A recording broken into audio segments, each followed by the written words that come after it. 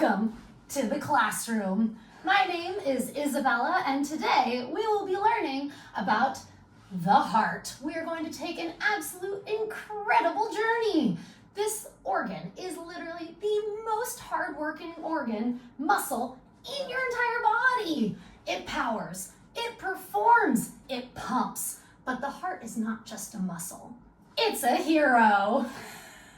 And today we're going to follow it, valve by valve, chamber by chamber, on a mission to keep you alive. Let's begin. Let's start with deoxygenated blood. Deoxygenated blood enters the heart through the right atrium, or into the right atrium via the superior vena cava and the inferior vena cava. Let's look at that up close. Superior means up the top. Inferior means it's coming from the bottom. Then it enters through the tricuspid valve into the right ventricle. Look at that big old right ventricle. All that deoxygenated blood. Beautiful. Wow.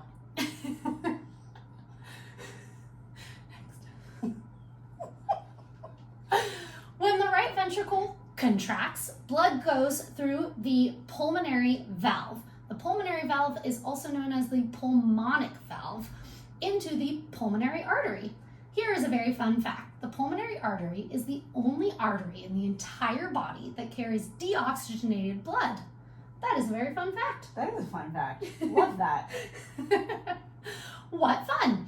The pulmonary artery then takes that deoxygenated blood all the way over to the lungs to pick up some saucy little oxygen molecules. With muscles? With muscles. Once that blood is good and sauced up, it comes right on back to the heart via the left atrium. Look at that bad boy over there, coming right on in. Like an atrium. Yes, exactly. It enters the left atrium via the pulmonary veins.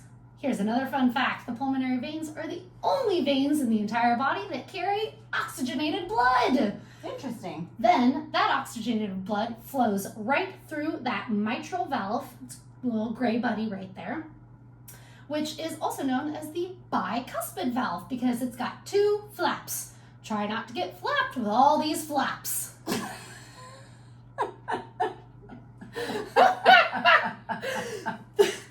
Then it leaves the left ventricle. Then it enters the left ventricle. Oh. That left ventricle is bad ass. Why? Because it is the strongest chamber. It is the chamber that pumps the blood for the entire rest of the body. Once it exits the left ventricle, it goes through the aortic valve. And then it goes out through the aorta. That oxygenated blood then carries out all throughout the rest of the body. And just like that, we've magic school bussed our way through blood flow in the heart. Fun fact, the heart is awesome. No. Unfun fact, a lot of bad things can happen. Like what? Let's talk about one of those bad things.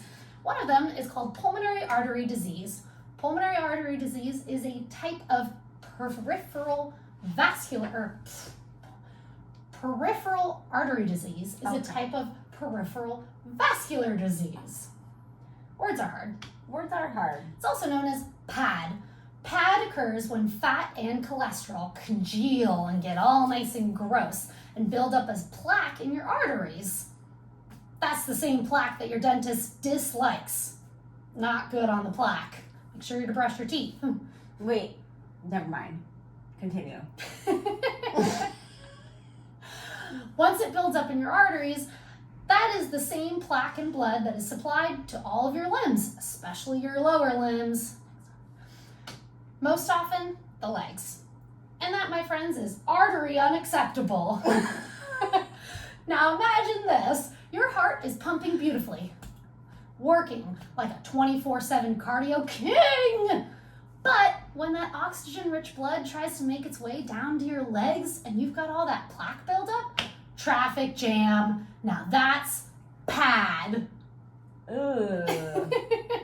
Symptoms include leg pain, especially when you're walking, cold feet, not the wedding kind,